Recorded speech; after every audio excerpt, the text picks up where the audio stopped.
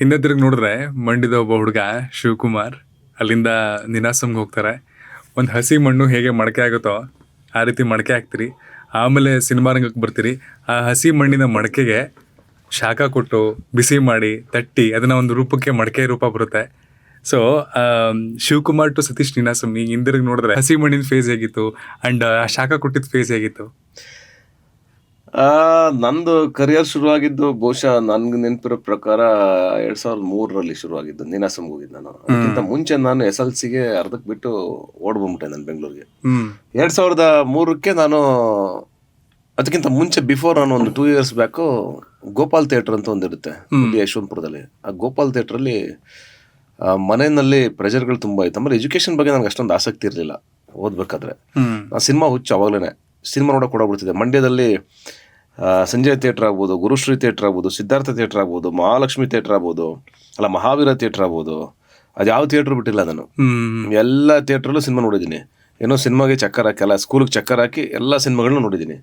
ಅದು ಬಿಟ್ಟರೆ KM ದೊಡ್ಡಿ ಅಂತ ಒಂದು ನಮ್ಮ ಊರಿನ ಪಕ್ಕದ್ದೆ ಹಳ್ಳಿ ಪಕ್ಕದ್ದು. KM ದೊಡ್ಡಿಗೆ ಬರ್ತಿದ್ದೆ ನಾನು ಸಿನಿಮಾ ನೋಡೋಕೆ ರೆಗ್ಯುಲರ್ಗೆ. ಸುಮಾ ಥಿಯೇಟ್ರು ಮತ್ತು ಯಾವುದು ಮಾರುತಿ ಥಿಯೇಟ್ರ್ ಅಂತ. ಮಾರುತಿ ಥಿಯೇಟ್ರ್ ಉದ್ಘಾಟನೆಗೆ ಹೋಗಿದ್ದೆ ನಾನು. ಅವತ್ತು ಅಣ್ಣವ್ರು ಬಂದಿದ್ರು. ಫಸ್ಟ್ ಟೈಮ್ ನಾನು ಅಣ್ಣವ್ರು ನೋಡಿದ್ದು ಅಲ್ಲೇನೆ. ಒಂದೇ ಸಲ ಯಾವ ವಯಸ್ಸು ನಿಮ್ಗಾಗ? ನಾನು ಅವಾಗ ಇನ್ನೂ ಹೈಸ್ಕೂಲು ಅಲ್ಲ ಹೈಸ್ಕೂಲ್ ಅಲ್ಲ ಅನಿಸ್ತದೆ, ಬಹುಶಃ ಮಿಡಲ್ ಸ್ಕೂಲ್ ಇರ್ಬೇಕು ನಾನು. 6ನೇ ಕ್ಲಾಸ್ 7ನೇ ಕ್ಲಾಸ್ ಇರಬೇಕು ಆ ಟೈಮು, ಅಥವಾ 8th 9th ನಂಗೆ ಕರೆಕ್ಟಾಗಿ ನೆನಪಾಗ್ತಿಲ್ಲ, ಸಾರಿ. ಬಟ್ ಒಂದು ಟೈಮಲ್ಲಿ ಅಣ್ಣವ್ರು ಬಂದಿದ್ರು ಅಲ್ಲಿಗೆ. ಮೊದಲ ಸ್ಟಾರ್ ಸ್ಟಕ್ ಮೂಮೆಂಟ್ ಅದು. ಮೊದಲು ಫಸ್ಟ್ ಟೈಮ್ ನಾನೊಬ್ಬ ಸ್ಟಾರ್ ನೋಡಿದ್ದು ಅಣ್ಣವ್ರನ್ನೇ ನೋಡಿದೆ. ಅವ್ರನ್ನ ಅದುವರೆಗೂ ನಾನು ಸಿನಿಮಾ ಥಿಯೇಟ್ರ್ಗಳಲ್ಲಿ ತಂದೆಗೆ ತಕ್ಕ ಮಗ ಸಿನಿಮಾ ಆಗ್ಬೋದು, ಕೆಲವು ಸಿನಿಮಾಗಳನ್ನ ನಾನು ಟೆಂಟಲ್ಲೆಲ್ಲ ನೋಡಿದ್ದೆ ದುಡ್ಡು ಕೊಟ್ಟು. ಅದೆಲ್ಲ ನಂಗೆ ನೆನಪಿದೆ. ಅದಾದ ಫಸ್ಟ್ ಟೈಮ್ ಒಬ್ಬ ಸ್ಟಾರ್ ಡಾಕ್ಟರ್ ರಾಜ್ಕುಮಾರ್ ಅನ್ನೋರು ಅಷ್ಟು ದೊಡ್ಡ ವ್ಯಕ್ತಿ ನನಗೆ ಗೊತ್ತಿರಲಿಲ್ಲ ಸೀರಿಯಸ್ಲಿ. ಯಾಕೆಂದ್ರೆ ನಾನು ಎಲ್ಲ ಸಿನಿಮಾಗಳು ನೋಡಿರಲಿಲ್ಲ. ಯಾಕಂದ್ರೆ ನಾನಿನ್ನೂ ಚಿಕ್ಕ ಹುಡುಗ. ನನಗೆ ಗೊತ್ತಾಗಿದ್ದು ಯಾವಾಗ ಗೊತ್ತಾ, ನನಗೆ ಅಣ್ಣವ್ರು ಅಷ್ಟು ದೊಡ್ಡ ವ್ಯಕ್ತಿತ್ವ, ಅಷ್ಟು ದೊಡ್ಡ ಆ್ಯಕ್ಟ್ರು ಅಂತ ಗೊತ್ತಾಗಿದ್ದು ಅವ್ರ ಸಿನಿಮಾಗಳು ನೋಡ್ತಾ ನಾನು ಯಾವಾಗ ನೀನಾಸಂಯಿಂದ ಬಂದಲ್ಲ ಅವಾಗ ಅವ್ರ ಸಿನಿಮಾಗಳು ನೋಡೋಕೆ ಶುರು ಮಾಡಿದೆ. ಅವಾಗ ಅನ್ಸಿದ್ದು ಅವ್ರೊಂದು ದೊಡ್ಡ ಯೂನಿವರ್ಸಿಟಿ, ಆ್ಯಕ್ಟಿಂಗ್ ಆಗಲಿ ವ್ಯಕ್ತಿತ್ವಕ್ಕಾಗಲಿ ದೊಡ್ಡ ಯೂನಿವರ್ಸಿಟಿ ಥರ ಫೀಲ್ ಆಗೋದು. ಆಮೇಲೆ ಅಲ್ಲಿಂದ ಆ್ಯಕ್ಚುಲಿ ನಾನು ಅಲ್ಲಿಂದ ಫ್ಯಾನ್ ಆಗಿದ್ದು. ನಾನು ಅವ್ರ ಸಿನಿಮಾಗಳು ನೋಡ್ತಾ ಫಸ್ಟ್ ನಾನು ಹಾಗೆ ಒಂದು ಹುಚ್ಚು ಅಭಿಮಾನ ನನಗಿರಲಿಲ್ಲ. ನಾನು ನಿಜವಾಗ್ಲೂ ದೊಡ್ಡ ಅಭಿಮಾನಿ ಆಗಿದ್ದು ಅವ್ರ ಸಿನಿಮಾಗಳೆಲ್ಲ ನೋಡಿದ್ಮೇಲೆ. ಎಂಥ ಆ್ಯಕ್ಟ್ರುಗಳು ಇವರು, ಇದೆಲ್ಲ ಸಾಧ್ಯನೇ ಇಲ್ಲ ಮಾಡೋಕ್ಕೆ. ವಿ ಕಾಂಟ್ ಅಂದರೆ ಇಮ್ಯಾಜಿನ್ ಮಾಡೋಕ್ಕಾಗಲ್ಲ, ಅಷ್ಟು ಎನರ್ಜಿ. ಆಮೇಲೆ ಎಲ್ಲವೂ ಕೂಡ್ಕೊಂಬರಲ್ಲ. ಅವ್ರ ದೇಹನೂ ಹಂಗೆ ಇಟ್ಕೊಂಡಿದ್ರು, ಅವ್ರ ಶಾರೀರನೂ ಹಂಗೆ ಇಟ್ಕೊಂಡಿದ್ರು, ಅವ್ರ ವರ್ಚಸ್ಸನ್ನು ಹಂಗೆ ಇಟ್ಕೊಂಡಿದ್ರು, ಅವ್ರ ಕಾನ್ಸಂಟ್ರೇಷನ್, ಡೆಡಿಕೇಶನ್ ಎಲ್ಲವನ್ನೂ ಇಟ್ಕೊಂಡಿದ್ದಂಥ ಒಬ್ಬ ವ್ಯಕ್ತಿ ಸಿಗೋದು ನಿಮ್ಗೆ ತುಂಬ ಕಷ್ಟ. ವ್ಯಕ್ತಿತ್ವ ಎಲ್ಲವೂ ನಮ್ಮ ಕೈಲೂ ಆಗಲ್ಲ ಅದು. ಅದನ್ನು ನೋಡಿದ್ದು ಫಸ್ಟ್ ಟೈಮ್ ನಾನು ಅಣ್ಣವರಲ್ಲಿ. ಆ ಅಣ್ಣವ್ರನ್ನ ನಾನು ಅವತ್ತು ನೋಡಿದ್ದು ಜಸ್ಟ್ ಒಬ್ಬ ಆ್ಯಕ್ಟ್ರಾಗಷ್ಟೇ. ಅದಾದ್ಮೇಲೆ ನೋಡಿದ್ದೆ ಅಣ್ಣವ್ರು ಬೇರೆ. ಹಂಗೆ ಅಲ್ಲಿ ಶುರುವಾಗಿದ್ದು ನನ್ನ ಇದು. ಯಾವುದೋ ನಮ್ಮ ಮರದಲ್ಲೇ ಕದ್ದು ತೆಂಗಿನಕಾಯಿ ಮಾರ್ಬಿಟ್ಟು ಬಂದು ಥಿಯೇಟ್ರಲ್ಲಿ ಸಿನಿಮಾ ನೋಡ್ತಾ ಇದ್ವಿ ನಾನು, ನಮ್ಮ ಚಿಕ್ಕಪ್ಪನ ಮಗ ಇಬ್ಬರು. ಹಾಗೆ ಸಾಕಷ್ಟು ಇನ್ಸಿಡೆಂಟ್ಗಳು. ನಮ್ಮ ಮನೇಲಿ ನಮ್ಮ ತಾಯಿ ಈ ಆರ್ಕೆ ಕಟ್ಟೋರು ಸೂರ್ಗೆ, ಇದು ದೇವ್ರ ಕೊಂಡೆ ಒಡೆ ಸೂರ್ಗೆ ಆರ್ಕೆ ಕಟ್ಟೋರು. ಆರ್ಕೆನ ಕಿತ್ಕೊಂಡು ಹೋಗಿ ಕದ್ದು ಕಾಣ್ದಂಗೆ ಅರ್ಶಿನ ಕಟ್ಟಿರೋರು. ಅರ್ಶಿನದ ಬಟ್ಟೆಗೆ ದುಡ್ಡು ಕಟ್ಬಿಟ್ಟು ₹1 ಎಲ್ಲ ಕಟ್ಟಿರೋರು ಹರಕೆನ ದೇವ್ರಕ್ಕೆ ಅಂತ. ಆ ದೇವ್ರಿಗೆ ಕಟ್ಟಿರೋ ಹರಕೆನೆಲ್ಲ ಕಿತ್ಕೊಂಡು ಹೋಗಿ ಸಿನಿಮಾ ನೋಡಿದ್ದೆ ನಾನು. ಬಟ್ ಎಲ್ಲ ಯಾವುದನ್ನೇ ಕದ್ರು ಸಿನಿಮಾ ನೋಡೋದಕ್ಕೆ. ಆಮೇಲೆ ಒಡ್ಸ್ಕೊಂಡಿರೋದು ಸಿನಿಮಾ ನೋಡೋದಕ್ಕೇನೆ, ಬರೀ ಒಡ್ಸ್ಕೊತಾ ಇದ್ದೆ. ಆಮೇಲೆ ಚಿಕ್ಕ ವಯಸ್ಸಲ್ಲಿ ಯಾರ ಸತ್ತರೆ ನಮಗೆ ಖುಷಿ, ಯಾಕೆಂದ್ರೆ ತಿಥಿಗೆ ವಿಡಿಯೋ ಹಾಕ್ತಾರೆ ಅಂತ. ಇಂದು ವಿಡಿಯೋ ಪ್ರದರ್ಶನ ಏರ್ಪಡಿಸಲಾಗಿದೆ ಅಂತ ಒಂದು ತಿಥಿ ಕಣ್ಣು ಬರೆದಿರೋರು ರಾತ್ರಿ 8 ಗಂಟೆಗೆ ಅಂತ. ನಮ್ಗೆ ಗೊತ್ತಾಗ್ತಿಲ್ಲ, ಸಣ್ಣ ಹುಡುಗರಲ್ವಾ, ಯಾರ ಸತ್ತರೆ ಖುಷಿ ನಮ್ಗೆ. ಸತ್ತೋದ್ರೆ ಇವತ್ತು ವಿಡಿಯೋ ಹಾಕ್ತಾರೆ ಇವತ್ತು ಅಂತ. ವಿಡಿಯೋ ಹಾಕ್ತಾರೆ, ಟಿವಿ ಹಾಕ್ತಾರೆ ಅಂತಂದ್ರೆ ನಮ್ಗೆ ಏನಾದ್ರೆ ಟಿವಿ ಹೆಂಗೆ ನೋಡ್ತಿದ್ದವಾಗ ಅಂತಂದ್ರೆ, ನಾವು ಊರಲ್ಲಿ ಒಂದೇ ಟಿವಿ ಇದ್ದಿದ್ದು, ಆ ಟಿವಿನ ಇಡೀ ಊರವರೆಲ್ಲ ನೋಡ್ತಿದ್ದು. ಇದು ಬರುತ್ತಲ್ಲ ದೇವಸ್ಥಾನದ ಮಂಟಪದ ಮುಂದ್ಗಡೆ ಟಿವಿ ಹಾಕೋರು, ಒಂದೊಂದ್ಸಲ ಹಬ್ಬಕ್ಕೆ ಹಾಕೋರು, ಯಾರ ಸತ್ತರೆ ಹಾಕೋರು, ಎಲ್ಲಾರ್ದು ಸಿನಿಮಾಗಳು ಹಾಕೋರು. ಫಸ್ಟ್ ಅಂಬರೀಷ್ ಅಣ್ಣನಿಂದ ಶುರುವಾಗೋದು. ಅಲ್ಲೇನು ಶುರುವಾದರೆ ವಿಷ್ಣು ಸರ್ದೊಂದು ಸಿನಿಮಾ ಬರೋದು, ಅಣ್ಣವ್ರದ್ದೊಂದು ಸಿನಿಮಾ ಬರೋದು. ಹಿಂಗೆ ಎಲ್ಲ ಒಂದು 3-4 ಸಿನಿಮಾ ಇಡೀ ರಾತ್ರಿ ನೋಡ್ತಿದ್ವಿ. ಬೆಳಗಾನ ಬೆಡ್ಶೀಟ್ ಹಾಕ್ಕೊಂಡು ಬ್ಲ್ಯಾಂಕೆಟ್ ಹೊತ್ಕೊಂಡು ರೋಡಲ್ಲಿ ಕೂತ್ಕೊಂಡು ಟಿವಿ ನೋಡ್ತಾ ಇರೋದು. ಎಷ್ಟೋ ಸಲ ಹೆಂಗಾಗಿರೋದು ಅಂತಂದ್ರೆ, ಬಂದು ಮಲಗಿರುವಿ ನಾವು ಎಲ್ಲ ಏನೋ ಮಲಗಿ ಸಿನಿಮಾ ಎಲ್ಲ ನೋಡಿ ಮುಗಿಸಿ ರೋಡಲ್ಲೇ ಮಲಗಿರ್ತಿದ್ವಿ. ಆ ಬೀದಿಲೇ 1-4 ಜನ ಮಕ್ಕಳು ನಾವೆಲ್ಲ ಮಲಗಿರುವ, ಹಿಂಗೆ ಅಲ್ಲಲ್ಲೇ ಬಿದ್ದುಬಿಟ್ಟಿರುವ. ಆ ಬಿದ್ದಿದ್ರೆ ಬಂದು ನೆಕ್ಸ್ಟ್ ಡೇ ಬೆಳಿಗ್ಗೆ ಎದ್ದು ಹೋಗ್ತಾ ಇರ್ತಾರಲ್ಲ ಕೆಲಸಕ್ಕೆ, ದನ ಹಿಡ್ಕೊಂಡು ಕುರಿ ಹಿಡ್ಕೊಂಡೆಲ್ಲ ಎಲ್ಲ ಹೊಡೆದೇವ್ ಸರ್ ನಮ್ಮನ್ನ, ಇದಾಗ್ರ ಮನೆಗೆ ಅಂತ. ಇಲ್ಲ ನಮ್ಮ ಮನೆಯವರೇ ಯಾರೋ ಬಂದು ರಮ್ಮ ಅಂತ ಹೊಡೆಯೋರು. ಹಿಂಗೆ ನಮ್ಮವ್ವ ಅಂತೂ ಸರಿಯಾಗಿ ಸುಮಾರು ಸಲ ಹೊಡೆದವಳೆ. ನಮ್ಮವ್ವನಿಗೆ ಏನಂದರೆ ಅವಳು ಹೆವಿ ಕ್ಲೀನ್, ಹಿಂಗೆಲ್ಲ ಮಲ್ಕೊಳಂಗಿಲ್ಲ, ಅಲ್ಲೆಲ್ಲ ಹೋಗಂಗಿಲ್ಲ, ಅದೇನೋ ಆಟ ಆಡಂಗಿಲ್ಲ, ಈ ಥರ ಕ್ಲೀನ್ ಅವಳು, ತುಂಬ ಹೈಜಿನಿಕ್ಕು. ಅವಳಿಗೇನಂದರೆ ಎಲ್ಲ ಕಡೆ ಗಲೀಜು ಮಾಡ್ಕೊಂಬರ್ತಾನೆ. ಹೋದ ತಕ್ಷಣ ಸಗಣಿ ನೀರೆಲ್ಲ ಹಾಕಿ ನನಗೆ ಸ್ನಾನ ಮಾಡಿಸಿ ಫುಲ್ಲು ಓಡೋದು ಚೆನ್ನಾಗೆ, ಆಮೇಲೆ ಸ್ಕೂಲ್ ಕಳಿಸ್ತಿದ್ರು. ಈ ಥರದ ಇನ್ಸಿಡೆಂಟ್ಗಳು ತುಂಬ ಆಗಿದೆ ಲೈಫಲ್ಲಿ. ಆ ಒಂಥರ ಫನ್ ಇನ್ಸಿಡೆಂಟ್ಗಳು. ಅದು ಬಿಟ್ಟರೆ ಹಿಂಗೆ ಸಿನಿಮಾ ನೋಡಬೇಕು ಅಂತ ನಾನು ಮೊನ್ನೆ ಯಾವುದೋ ಒಂದು ವೀಡಿಯೋ ಮಾಡ್ತಿದ್ದೆ, ಗುರುಶ್ರೀ ಥಿಯೇಟರ್ ಹತ್ರ ನಾವು ಅಯೋಗ್ಯ 2 ಶೂಟ್ ಮಾಡ್ತಾಯಿದ್ವಿ. ಅದು ಮಜಾ ಇನ್ಸಿಡೆಂಟು. ನಾನೇ ನೆನೆಸ್ಕೊತಾ ಇದ್ದೆ. ಅಂದರೆ ನಾನೊಬ್ಬ ಸಣ್ಣ ಹುಡುಗ ಆಗಿದ್ದಾಗ ಇಲ್ಲಿ ಬಂದು ಆ ಕೌಂಟ್ರಲ್ಲಿ ನಿಂತ್ಕೊಂಡು ಟಿಕೆಟ್ ತೊಗೊಂಡಿದ್ದೀನಿ. ಇವತ್ತು ಅದೇ ಕೌಂಟ್ರಲ್ಲಿ ನಾನು ಸಿನಿಮಾಗೆ ಟಿಕೆಟ್ ತೊಗೊಂಡು 100 ಡೇಸ್ ಓಡ್ತಲ್ಲಿ ಅಯೋಗ್ಯ ಫಸ್ಟ್ ಪಾರ್ಟು. ಈಗ ಅಯೋಗ್ಯ 2 ಇಲ್ಲೇ ಮಾಡ್ತಾಯಿದ್ದೀನಿ ಶೂಟಿಂಗು. ಎಂಥ ಇನ್ಸಿಡೆಂಟ್ ಅಲ್ವಾ. ಆಮೇಲೆ ಅಂಬರೀಷ್ ಅಣ್ಣಂದು ನಂದು ಮಾತಾಡ್ತಾ ಇದ್ದೆ ಅವತ್ತು. ಅಂಬರೀಷ್ ಅಣ್ಣ ನೋಡೋದೇ ಒಂದು ನಮಗೆ ಖುಷಿ. ಅವರು ಒಂಥರ ರೆಬಲ್ ಅಲ್ವಾ, ಒಬ್ಬ ಸೂಪರ್ ಸ್ಟಾರು ಅಂಬರೀಷ್ ಅಣ್ಣ ಅಂತಂದರೆ. ಅವ್ರು ನಾನು 2-3 ಸಲ ನಾನು ಚಿಕ್ಕ ವಯಸ್ಸಲ್ಲಿ ನೋಡಿದ್ದೆ, ನಮ್ಮೂರಿಗೆ ಬಂದಿದ್ದರು. ಆದರೆ ಅವ್ರದ್ದು ನಂದು ಕಟೌಟ್ ಒಂದೇ ಕಡೆ ಬಿದ್ದಿತ್ತು. ಯಾವಾಗ ಅಂತಂದರೆ ಅಯೋಗ್ಯ ರಿಲೀಸ್ ಆದಾಗ ಅಂಬಿ ನಿನಗೆ ವಯಸ್ಸಾಯ್ತು ರಿಲೀಸ್ ಆಯಿತು. ಒಂದು 4-5 ವಾರಕ್ಕೆ ಸಿದ್ಧಾರ್ಥ ಅಂತ ಹಿಂದ್ಗಡೆ ಒಂದು ಥಿಯೇಟ್ರ್ ಇದೆ, ಏನೋ ಸಂಜಯ್ ಥಿಯೇಟ್ರ್ ಹಿಂದ್ಗಡೆ ಸಿದ್ಧಾರ್ಥ ಥಿಯೇಟ್ರ್ ಇದೆ ಅಟ್ಯಾಚ್ ಆಗಿ. ಸಿದ್ಧಾರ್ಥದಲ್ಲಿ ಅವ್ರದ್ದು ಬಿಡುಗಡೆ ಆಗಿತ್ತು, ಸಂಜಯದಲ್ಲಿ ನಂದು ಬಿಡುಗಡೆ ಆಗಿತ್ತು, ನಂದು ಇನ್ನೂ ರನ್ನಿಂಗಲ್ಲಿತ್ತು. ಅವಾಗ ಅಂಬರೀಷ್ ಅಣ್ಣನ ರಿಲೀಸ್ ಆಯಿತು. ಅವಾಗ ಅಂಬರೀಷ್ ಅಣ್ಣನ ಕಟೌಟು ನನ್ನ ಕಟೌಟು 2 ಒಟ್ಟೊಟ್ಟಿಗೆ ನಿಂತಿತ್ತು ಒಂದೇ ಕಡೆ ಜಾಗದಲ್ಲಿ. ಸುಮ್ಮನೆ ಇಮ್ಯಾಜಿನ್ ಮಾಡಿದ್ರೆ ಏನೋ ನಾನು ಊರಲ್ಲಿ ಕೂತ್ಕೊಂಡು ಆ ಹುಡುಗ ಯಾವುದೋ middle class family, lower class family, ಅವನು 30 ಗುಂಟೆ ಜಮೀನು, 8 ಜನ ಮಕ್ಕಳು, ಆಮೇಲೆ ಏನೋ ಒಂದು ಹೊತ್ತಿಗಿದ್ರೆ ಒಂದು ಹೊತ್ತಿಗಿರಲ್ಲ, ಆ ಥರ ಲೈಫ್ ಪರಿಸ್ಥಿತಿ ಅವನೊಬ್ಬ ಹುಡುಗ ಇಮ್ಯಾಜಿನ್ ಮಾಡಿಕೊಂಡು, ಅಂದರೆ ನಾನು ಹೀರೋ ಆಗ್ತೀನಿ ಅಥವಾ ನಾನು ಹೋಗಿ ಅಲ್ಲಿ ನನ್ನ ಕಟೌಟ್ ಬೀಳುತ್ತೆ ಅಂತ ಒಂದ್ಸಲ ಸುಮ್ಮನೆ ಹಿಂಗೆ ತಿರುಗಿ ನೋಡಿದ್ರೆ ಇದೇನು ಬ್ಲ್ಯಾಕ್ ಮ್ಯಾಜಿಕ್ ಅಂತ ಅನಿಸ್ತಾ ಇರುತ್ತೆ ಲೈಫು, ನಾನೇ ನೋಡ್ಕೊಂಡಾಗ. ಅದು ಒಂಥರ ನನಗೆ ಇವತ್ತು ಜರ್ನಿನಲ್ಲಿ ಇಷ್ಟು ಬಂದಿದ್ದೀವಿ. ನೀವು ಹೇಳಿದ್ರಲ್ಲ ಅದು ಮಡಕೆ ಹೇಗಾಯಿತು ಅಂತ. ಆ ಹಸಿವೆಗಳು, ಅವಮಾನಗಳು, ನೋವುಗಳೇ ನಮಗೆ ಏನಂದ್ರೆ ದಾರಿನ ಓಪನ್ ಮಾಡಿದ್ದು. 2 ಥರ ಆಗ್ಬೋದು ಅದು. ಒಬ್ಬ ಮನುಷ್ಯ ನೋವು ಹಸಿವಲ್ಲಿ ಕೆಟ್ಟ ದಾರಿನ ತುಳಿಬೋದು, ಅಥವಾ ಛಲವಾಗಿ ನಿಂತ್ಕೊಂಡು ಒಳ್ಳೆ ದಾರಿನಲ್ಲಿ ಹೋಗ್ಬೋದು. ಆ ದಾರಿನಲ್ಲಿ ರನ್ ಮಾಡ್ತಾ ಬಂದೆ ನಾನು. ಅದು ಸಿನಿಮಾ ಹುಚ್ಚಿತ್ತು ನನಗೆ. ಅದ್ರ ಜೊತೆಗೆ ನಮ್ಮ ಮನೆ ಪರಿಸ್ಥಿತಿ ಹಂಗಿತ್ತು. ನಾವು ಗೆಲ್ಲೇಬೇಕು, ನಾವು ನಿಂತ್ಕೊಳ್ಳೇಬೇಕು. ನಾನು ಒಂದು ದಿವಸ ನಮ್ಮ ಮನೆಯವ್ರಿಗೆಲ್ಲ ನಾನು ಸಹಾಯ ಮಾಡಬೇಕು, ನಮ್ಮ ಮನೆಯವರೆಲ್ಲ ನನ್ನ ಜೊತೆ ನಿಂತ್ಕೋಬೇಕು, ಅಲ್ಲ ನಮ್ಮ ಮನೆಯವ್ರ ಜೊತೆಗೆ ನಾನು ನಿಂತ್ಕೋಬೇಕು, ಅಷ್ಟು ಜನ ಜೊತೆಗೆ ನಾನು. ನಮ್ದು ತುಂಬ ದೊಡ್ಡ ಫ್ಯಾಮಿಲಿ.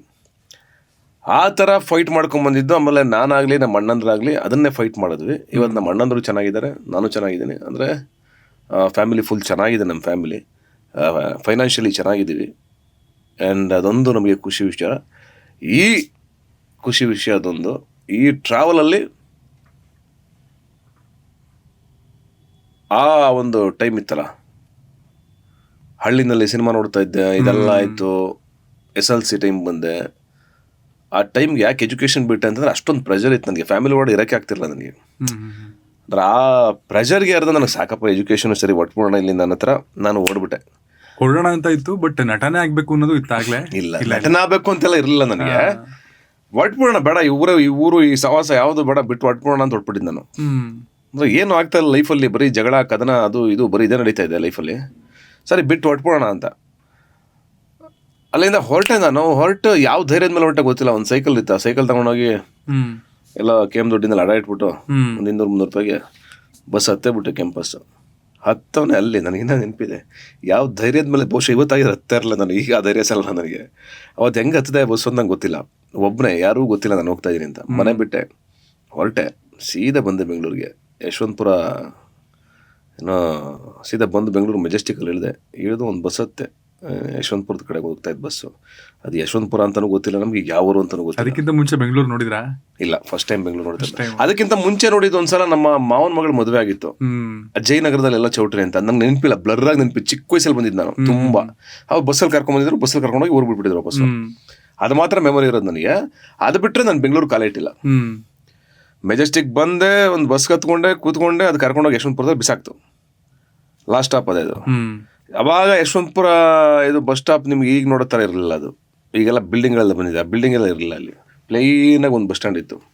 ಅದ್ರ ಪಕ್ಕದಲ್ಲೇ ಗೋಪಾಲ್ ಥಿಯೇಟ್ರ್ ಇತ್ತು. ಆ ಗೋಪಾಲ್ ಥಿಯೇಟ್ರಿಗೆ ಹೋದೆ. ಅಲ್ಲಿ ಕ್ಯಾಂಟೀನಲ್ಲಿ ರಮೇಶ್ ಅಂತ ಒಬ್ಬರಿದ್ದರು. ಅವರು ನಾನು ಒಂದೇ ಪಿಕ್ಚರ್ 2-3 ಸಲ ನೋಡ್ತಾ ಇದ್ದು. ನೋಡ್ಬಿಟ್ಟು ನೀವು ಯಾಕೆ ಒಂದೇ ಪಿಕ್ಚರ್ 2 ಸಲ ಬರೋಲ್ಲ ನೀನು ಅಂತಂದರು. ಯಾವರು ಅಂತಂದರು. ಹಿಂಗೆ ಮಂಡ್ಯ ಅಣ್ಣ ಅಂತಂದೆ. ಏನು ಮಾಡ್ತಾಯಿದ್ದೆ ಇಲ್ಲಿ ಅಂತಂದರು. ಹಿಂಗೆ ಊರು ಬಿಟ್ಟು ಬಂದ್ಬಿಟ್ಟಿದ್ದೀನಿ ಅಂತ. ಕೆಲಸ ಮಾಡ್ತೀನಿ ಅಂತಂದರು. ಮಾಡ್ತೀನಣ್ಣ ಅಂತಂದು. ಅಲ್ಲೇ ಟೀ ಸರ್ವ್ ಮಾಡೋದು, ಇಂಟರ್ವಲ್ ಪಾಯಿಂಟಲ್ಲಿ ಟೀ ಬಿಡ್ತಾರಲ್ಲ, ಟೀ ಸರ್ವ್ ಮಾಡೋದು, ಅದಾದಮೇಲೆ ಪಾಪ್ಕಾರ್ನ್ ಗಿಪ್ಕಾರ್ನ್ ಮಾರೋದು ಕ್ಯಾಂಟೀನಲ್ಲಿ, ಟಾರ್ಚ್ ಹಾಕೋದು, ಟಿಕೆಟ್ ಅರಿಯೋದು. ನೀವು ಲೂಸಿಯಾದಲ್ಲಿ ಕ್ಯಾರೆಕ್ಟರ್ ನೋಡಿದ್ರೆ ನನ್ನ ಕರೆಕ್ಟ್ ಸೇಮ್ ನಿಮಗೆ ಹಂಗೆ ಗೊತ್ತಾಗುತ್ತೆ. ನನ್ನ ಲೈಫ್ಗೂ ಅದಕ್ಕೂ ಏನೂ ಡಿಫ್ರೆನ್ಸ್ ಇಲ್ಲ. ಡೆಸ್ಟಿನಿ ಅನ್ಸುತ್ತಾ ನಿಮಗೆ? ಅಂದರೆ ತಿಥಿಗಳಲ್ಲಿ ಸಿನಿಮಾ ಹಾಕಿದಾಗ ಅಂಬರೀಷ್ ಅಣ್ಣನ ಸಿನಿಮಾ ನೋಡ್ತಿದ್ದವರು ಅವ್ರ ಜೊತೆ ಕಟ್ಔಟ್ ಬೀಳೋದು, ಬೆಂಗಳೂರಿಗೆ ಬಂದ ತಕ್ಷಣ ಥಿಯೇಟ್ರಲ್ಲೇ ಮೊದಲನೇ ಕೆಲಸ ಸಿಗೋದು, ಅದೇ ಥಿಯೇಟರ್ಗಳಲ್ಲಿ ನಿಮ್ಮ ಸಿನಿಮಾ ಬರೋದು. ಆ್ಯಕ್ಚುಲಿ ನೀವು ಹೇಳ್ತಾ ಇದ್ದಾಗ ಈಗ ಹಂಗೆ ಅನಿಸ್ತಾ ಇದೆ ನನಗೆ ಅಲ್ವಾ? ಎಲ್ಲವೂ ರಿಲೇಟೆಡ್ ಆಗಿಲ್ವಾ? ಎಲ್ಲ ಒಂದಕ್ಕೊಂದು ಹೆಂಗಂದ್ರೆ ನಂಗೆ ಗೊತ್ತಿಲ್ಲ. ಪಾತ್ ಅದು ಹೆಂಗೆ ಬಂತು ನನಗೆ, ಹೆಂಗೆ ಕ್ರಿಯೇಟ್ ಆಯಿತು ಅಂತಲೇ ಗೊತ್ತಿಲ್ಲ. ಅಲ್ಲಿಂದ ಸಿನಿಮಾಗಳು ನೋಡ್ತಾ ಇದ್ದೆ, ಅಲ್ಲೂ ಸಿನಿಮಾ ನೋಡ್ತಾ ಇದ್ದೀನಿ ನೋಡಿ. ಮತ್ತೆ ಥಿಯೇಟರ್ಗೆ ಬಂದಿದ್ದೀನಿ ವಾಪಸ್ಸು, ಸಿನಿಮಾಗಳು ನೋಡ್ತಾ ಇದ್ದೆ. ಅದಾದ್ಮೇಲೆ ಅಲ್ಲೇ ಮೈಮೂನ್ ಶಾಪ್ ಚೌಟ್ರಿಗೆ ಹೋಗ್ತಿದ್ದೆ, ಫ್ಲವರ್ ಡೆಕೋರೇಷನ್ ಮಾಡ್ತಿದ್ದೆ. ಅಲ್ಲಿಂದ ಇನ್ಯಾವುದೋ ಫ್ಯಾಕ್ಟ್ರಿನಲ್ಲಿ ಕೆಲಸ ಮಾಡ್ತಿದ್ದೆ, ಗಾರ್ಮೆಂಟ್ಸಲ್ಲಿ ಕೆಲಸ ಮಾಡಿದ್ದೀನಿ. ಏನೇನೋ ವಿಚಿತ್ರ 2-3 ತಿಂಗಳು ಒಂದೊಂದು ಕೆಲಸ ಮಾಡಿದ್ದೀನಿ ನಾನು. ಮನೆಗೆ ಹೋಗ್ಬೇಕು ಅನಿಸ್ಲಿಲ್ಲ. ಮನೆಗೆ ಹೋಗ್ಬೇಕು ಅನಿಸ್ತಿಲ್ಲ. ಅವ್ವ ತುಂಬ ನೆನಪಾಗ್ತಿದ್ದ ನನಗೆ. ಅವ್ವ ಯಾವಾಗಲೂ ನೆನಪುಗಳು. ಅದು ನಮ್ಮ ಹಾಡಾಯ್ತಲ್ಲ, ಯಾವುದೋ ಊರಲ್ಲೇನೋ ಹಬ್ಬ ಅಂತ ಹೂವು ಕರೆದಂಗೆ ಆಗುತ್ತೈತೆ ಅಂತ. ನೋಡಿ ಹೆಂಗೆ ನನಗೆ ಒಂಥರ ಲೈಫು ಹೆಂಗೆ ಅಂದರೆ ಒಂಥರ ಸಿನಿಮಾಗೂ ನನ್ನ ಲೈಫ್ ಒಂದಕ್ಕೊಂದು. ಈಗ ನೋಡಿ, ಅದೇ ಸಿನಿಮಾದಲ್ಲಿ ನಾನು ಟೀ ಮಾರೋ ಹುಡುಗ ಮತ್ತು ಟಾರ್ಚ್ ಹಾಕೋ ಹುಡುಗ ಥಿಯೇಟ್ರಲ್ಲಿ. ಆಮೇಲೆ ರಿಯಲ್ ಲೈಫಲ್ಲಿ ನಾನು ಹೀರೋ, ಅಲ್ಲೂ ರಿಯಲ್ ಲೈಫಲ್ಲಿ ಹೀರೋ. ಕರೆಕ್ಟ್. ಡ್ರೀಮಲ್ಲಿ ಬರೋ ಕ್ಯಾರೆಕ್ಟ್ರು ಏನೋ ಟೀ ಮಾರೋ ಹುಡುಗ, ಟಾರ್ಚ್ ಬಿಡೋನು. ಬಟ್ ಒರಿಜಿನಲ್ ಆಗಿ ಅವ್ನು ಹೀರೋ. ಬ್ಲ್ಯಾಕ್ ಆ್ಯಂಡ್ ವೈಟೇ ರಿಯಲ್ ಸ್ಟೋರಿ. ಓಕೆ, ಇಲ್ಲಿ ನನ್ನ ಲೈಫಲ್ಲಿ ಈಗ ನಾನು ಹೀರೋ ಆಗಿದ್ದೀನಿ. ಆದರೆ ನನ್ನ ಲೈಫಲ್ಲಿ ಅದನ್ನು ಮಾಡ್ತಾ ಇದ್ದೆ ನಾನು. ಆ ಲೂಸಿಯಾ ಕತೆ ಬಹುಶಃ ನಂದೇ ಲೈಫಿನ ಕತೆನಾ ಅಂತ. ಆದ್ರೆ ನನ್ನ ಲೈಫನ್ನೇನು ಅವ್ರಿಗೆ ಪವನ್ ಗೊತ್ತಿರಲ್ಲ, ನಾನು ಇಷ್ಟೆಲ್ಲ ಮಾಡಿಲ್ಲ ಅಂತ ಮಾಡಿದ್ದೀನಿ ಅಂತ. ಪವನ್ಗೆ ಏನು ಗೊತ್ತಿರಲ್ಲ ನನ್ನ ಲೈಫ್ ಸ್ಟೋರಿ. ಬಟ್ ಕೋಇನ್ಸಿಡೆನ್ಸ್ ಏನಂತಂದ್ರೆ, ಇಷ್ಟೊಂದು ಕೋಇನ್ಸಿಡೆನ್ಸ್, ಅದೆಲ್ಲ ಕೆಲಸ ಮಾಡಿರೋ ಹುಡುಗ ನಾನು. ಬಟ್ ನಾನು ಹೀರೋ ಅದೇ. ಬಟ್ ಅದೇ ಥಿಯೇಟ್ರಲ್ಲಿ ನಾನು ಕಟ್ಔಟ್ ಬಂದು ನಿಂತ್ಕೊಳ್ಳುತ್ತೆ. ನಾನೇನು ದೊಡ್ಡ ಸಾಧನೆ ಮಾಡ್ಬಿಟ್ಟಿದ್ದೀನಿ ಅಂತ ಹೇಳ್ತಾ ಇಲ್ಲ. ಅಂದರೆ ಒಂದು ಕೋಇನ್ಸಿಡೆನ್ಸ್ ಹೆಂಗಾಗಿದೆ ನನ್ನ ಲೈಫಲ್ಲಿ ಅನ್ನೋದು ಇದನ್ಸಿದ್ ನನಗೆ. ಈ ಲೂಸಿಯಾ ಸಿನಿಮಾ ರೆಫರೆನ್ಸ್ ತೊಗೊಂಡ್ರೆ, ಬ್ಲ್ಯಾಕ್ ಆ್ಯಂಡ್ ವೈಟ್ ಅಲ್ಲಿ ಇರೋ ಹೀರೋ, ಕಲರ್ಫುಲ್ ಆಗಿರೋದು ಟಾರ್ಚ್ ಬಿಡೋ ಹುಡುಗ. ಹೌದು. ನಿಮ್ಗೆ ಯಾವ ಥರ ಅನ್ಸಿದ್ಯಾ ರಿಯಲ್ ಲೈಫಲ್ಲೂ ಆ ಟೈಮ್ ಝೋನ್ಸು, ಆ ಟೈಮ್ ಲೈನ್ಸು ತುಂಬ ಕಲರ್ಫುಲ್ ಆಗಿತ್ತು ಅಂತ? 100%. ಬಟ್ ಅದು ಆ ದಿನಗಳು ಸಿಗೋಷ್ಟು ಮಜಾ, ಆ ದಿನಗಳು ಅಷ್ಟು ಕೊಡೋಷ್ಟು ಖುಷಿನ ಈ ದಿನಗಳು ಕೊಡಲ್ಲ ನನಗೆ. ಸೀರಿಯಸ್ ಆಗಿ ಹೇಳ್ಬೇಕು, ಓಪನ್ ಆಗಿ ಹೇಳ್ತಿದ್ದೀನಿ. ಇವತ್ತು ಸಕ್ಸಸ್ ಇರ್ಬೋದು, ಜನ ನನ್ನ ಇಷ್ಟಪಟ್ಟಿರ್ಬೋದು, ನನಗೆ ಇಷ್ಟು ಸಿನಿಮಾಗಳಿರ್ಬೋದು ಕೈಯಲ್ಲಿ, ಅದೆಲ್ಲ ಬೇರೆ ವಿಷಯ. ಬಟ್ ಆ ಇನೋಸೆನ್ಸ್ ಇತ್ತಲ್ಲ ನನಗೆ, ಆ ದಿನಗಳ ಎಂಜಾಯ್ ಮಾಡ್ತಿದ್ದ ರೀತಿ ಇದೆಯಲ್ಲ, ಫುಟ್ಬಾತಲ್ಲಿ ಅನ್ನ ತಿನ್ನೋದಾಗಲಿ, ಯಾವುದೋ ಒಂದು ಪಾನಿಪುರಿ ತಿನ್ನೋದಾಗಲಿ, ಇನ್ನೊಂದಾಗಲಿ, ಅದು ಇವತ್ತು ತಿನ್ನೋಕ್ಕಾಗಲ್ಲ ಅಂತ ನಾನು ಹೇಳ್ತಾ ಇಲ್ಲ. ಆದರೆ ಆ ದಿನಗಳೇ ಬೇರೆ. ನಮ್ಗೆ ಇಷ್ಟ ಬಂದಾಗ ಓಡಾಡ್ತಾ ಇದ್ವಿ, ಫ್ರೀಡಮ್ ಇತ್ತು ನಮಗೆ. ಯಾವ ಆಲೋಚನೆಗಳು, ಯಾವ ಜವಾಬ್ದಾರಿಗಳು ಮೈ ಮೇಲೆ ಇರಲಿಲ್ಲ. ನಾನು ಈ ಥರ ಸಿನಿಮಾ ಮಾಡಲೇಬೇಕು, ನಾನು ಹಿಂಗೆ ಬದುಕಬೇಕು, ನಾನು ಇಷ್ಟೆಲ್ಲ ಮಾಡಬೇಕು ಅನ್ನೋ ಜವಾಬ್ದಾರಿ ಇರಲಿಲ್ಲ. ನಾನು ಮನೆ ಬಿಟ್ಟು ಬಂದಾಗ ಯಾವ ಜವಾಬ್ದಾರಿನೂ ಇರಲಿಲ್ಲ, ಬರೀ ನಾನು ತಿನ್ನೋದು ಉಣ್ಣೋದು ಮಲಗೋದು ಅಷ್ಟೇ ಇದ್ದಿದ್ದು. ಬಟ್ ಈಗ ಹಂಗಿಲ್ವೇ, ಇಡೀ ಎಲ್ಲ ಲೈಫಿನ ಜವಾಬ್ದಾರಿ ನಮ್ಮ ಮೇಲೆ ಇರುತ್ತೆ. ಅದೆಲ್ಲ ಬಂದು ನಿಮ್ಗೆ ಒಂದೇ ಸಲ ಬಿದ್ದಾಗ ಅಂದ್ರೆ ನಿಮ್ಗೆ ಅದಿಷ್ಟನ ಇದಿಷ್ಟನ ಅಂತ ಕೇಳಿದ್ರೆ ಅಫ್ಕೋರ್ಸ್ ಅದೇ ಇಷ್ಟ ಆಗೋದು ನನಗೆ. ಲೈಫು ಅಂದರೆ ಎಂತಹ ಪ್ರಶ್ನೆಗಳನ್ನ ಹುಟ್ಟುತ್ತೆ ಅನ್ನಕ್ಕೆ. ಅಂಥ ಟೈಮಲ್ಲಿ ಇರ್ಬೇಕಾರೆ ಈ ಥರದೊಂದು ಲೈಫನ್ನ ಕನಸು ಕಾಣ್ತಾ ಇರ್ತೀವಿ. ಈ ಥರ ಲೈಫಿಗೆ ಬಂದಮೇಲೆ ಕನಸು ಕಾಣ್ತಿದ್ದ ಫೇಸೇ ಚೆನ್ನಾಗಿತ್ತು ಅಂತ ಅನ್ಸ್ಬಿಡುತ್ತೆ. ಹೌದು, ಅದು ಯಾವಾಗಲೂ ಹಂಗೇನೆ. ಅದು ಎಲ್ಲರ ಲೈಫಲ್ಲೂ ಹಂಗೇನೆ. ಇದು ನೀವು ಯಾರನ್ನಾದ್ರೂ ಸುಮ್ಮನೆ ಒಳಗಡೆ ಹೋಗಿ ಕೇಳಿದ್ರೆ, ಈಗ ನನಗೇನು ಗೊತ್ತಾ, ನಾನು ವಾಕಿಂಗ್ ತುಂಬ ಇಷ್ಟಪಡೋನು. ನಾನು ಒಂದು ಎಲ್ಲರೂ ಬಿಟ್ಟರೆ ಸುಮ್ಮನೆ ನಡ್ಕೊಂಡು ಹೋಗ್ತಾ ಇರ್ಬೇಕು, ನನಗೆ ಸಖತ್ ಇಷ್ಟ. ನಾನು ಎಲ್ಲೆಲ್ಲೋ ಹೋಗ್ತಾ ಇರ್ತೀನಿ, ಕೆಲವು ಸಲ ಮಾಸ್ಕ್ ಹಾಕೊಂಡು ಹೋಗ್ತಾ ಇರ್ತೀನಿ ಸುಮ್ಮನೆ ಒಬ್ಬೊಬ್ಬನ ನಡ್ಕೊಂಡು. ಎಲ್ಲೋ ನಾನು ವಾಕಿಂಗ್ ಅಂದರೆ ಸಿಕ್ಕಾಪಟ್ಟೆ ಇಷ್ಟ. ಬಟ್ ಅದೇ ಕಟ್ಟೋನ್ ಆಗೋಯ್ತು ನನಗೆ. ಅಂದರೆ ಕೆಲವೆಲ್ಲ ರಿಸ್ಟ್ರಿಕ್ಷನ್ಸ್ ಇರುತ್ತಲ್ವ, ಅಂದ್ರೆ ಒಬ್ಬ ಹೀರೋ ಆದಮೇಲೆ ಒಂದಷ್ಟು ರಿಸ್ಟ್ರಿಕ್ಷನ್ ತಾನಾಗೆ ಬಂದ್ಬಿಡ್ತದೆ. ಓಕೆ, ನಮಗೆ ಬೇಡ ಅಂದ್ರೆ ನಮ್ಮ ಸುತ್ತ ಇರೋರೆ ನಮ್ಮನ್ನು ಕವರ್ ಮಾಡಿಬಿಡ್ತಾರೆ. ಓಕೆ, ಇದು ಮಾಡಬಾರ್ದು ಅಂತ. ಅದು ನಂಗೆ ಇಷ್ಟ ಇಲ್ಲ. ಅದಕ್ಕೆ ನಾನು ಏನು ಮಾಡ್ತೀನಿ ಅಂದರೆ ಬೇರೆ ಸ್ಟೇಟ್ಗೆ ಹೋಗ್ಬಿಡ್ತೀನಿ ಸುಮಾರು ಸಲ. ಚೆನ್ನೈಗೋ ಇಲ್ಲ ಇದು ಕೇರಳ ಕಡೆಗೋ, ಈ ಥರ ಎಲ್ಲರೂ ಹೋದಾಗ ನಾವು ವಾರಗಟ್ಟಲೆ ಬರಲ್ಲ ವಾಪಸ್ಸು. ಯಾಕೆಂದ್ರೆ ಅಲ್ಲಿ ಒಬ್ಬರೇ ನಡ್ಕೊಂಡು ಹೋಗ್ತೀನಿ, ಒಬ್ಬನೇ ಓಡಾಡ್ತಾ ಇರ್ತೀನಿ, ನಡ್ಕೊಂಡೇ ಹೋಗ್ತೀನಿ, ಟ್ಯಾಕ್ಸಿ ಮಾಡ್ಕೊಂಡು ಹೋಗ್ತೀನಿ, ಆರಾಮಾಗಿ ಅವ್ರ ಜೊತೆ ಕನ್ವರ್ಸೇಷನ್ ಮಾಡ್ತಾ ಇರ್ತೀನಿ. ಈ ಥರದ ಲೈಫು ನನಗಿಷ್ಟ. ಅದನ್ನು ಇರೋ ಸತ್ಯ, ಅದು ಸುಳ್ಳೇನು ಹೇಳ್ತಾ ಇಲ್ಲ ನಾನು.